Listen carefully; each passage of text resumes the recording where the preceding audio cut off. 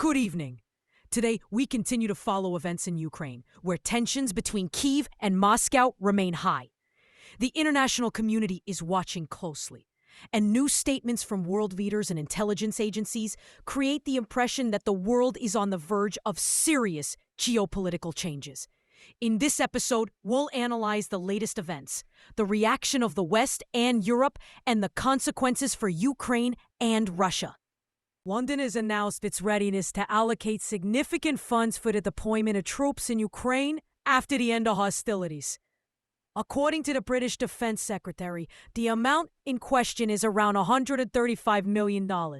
Such steps are causing concern in Moscow, where intelligence officials say European allies are preparing for a possible military confrontation with Russia. Experts note that such steps are part of NATO's long-term strategy to strengthen its eastern flank. However, this also increases tensions and forces Russia to revise its own defense plans.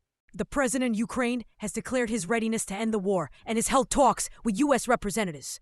Earlier, former President Donald Trump stressed that his priority is the immediate cessation of hostilities and made it clear that the issue of territory is not a key issue for him at this stage. Our correspondent in Washington notes that Trump's statements and Europe's support indicate a willingness to use diplomatic channels to stabilize the situation. Experts emphasize that this could be a starting point for negotiations on the front lines. Moscow says that an immediate ceasefire in Ukraine is impossible without resolving the root causes of the conflict. The Russian foreign minister stressed that a significant part of the territory remains under the control of Ukrainian forces, and any hasty steps could lead to new clashes. Analysts note that in conditions of high military activity, any mistake could be catastrophic. Both sides continue to build up their military capabilities, and every decision made by the West or Ukraine is carefully weighed by the Kremlin. Meanwhile, European countries are preparing for a possible escalation of the conflict. Belgium plans to transfer F-16 fighter jets to Ukraine in a year or a year and a half, after the pilots have completed their training. Poland, meanwhile, has expressed concern about the possible overflight of Russian aircraft and stressed that it cannot guarantee the safety of such actions. This underscores that European countries are considering various scenarios, from strengthening defenses to diplomatic pressure. Ukraine and its international partners are discussing measures to use frozen Russian assets to finance necessary resources.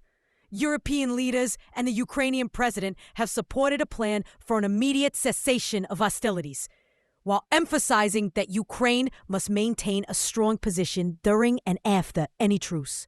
A correspondent in Brussels reports that EU countries are preparing packages of sanctions and economic measures that will increase pressure on the Russian economy and defense industry. Russian intelligence accused the UK of planning sabotage in the region, pointing to past incidents involving gas pipelines. These kinds of statements create an atmosphere of mistrust and increase international tension. Analysts warn that in modern conflicts, information and disinformation are becoming weapons. Every statement can heighten anxiety and influence decisions at the diplomatic level. The UK is reviewing the readiness levels of its armed forces, allocating millions of pounds for a possible deployment. Experts note that such steps demonstrate serious intentions and readiness to respond to any changes on the front line. Our correspondent in London reports that preparations include logistics, troop movements, and infrastructure support.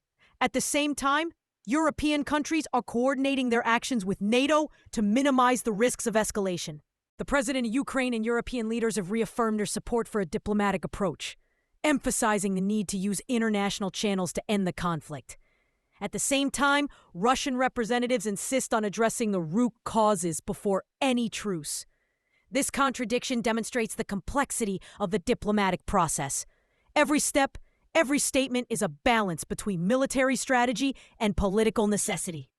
The situation remains extremely tense. The international community is watching every move, and Ukraine continues to demonstrate its readiness for diplomatic dialogue. In the coming days, we will see how European countries and the U.S. use their resources and influence to stabilize the situation.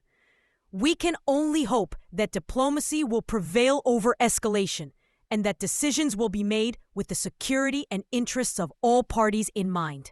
That was a special report from the studio. Stay tuned for updates on our channel.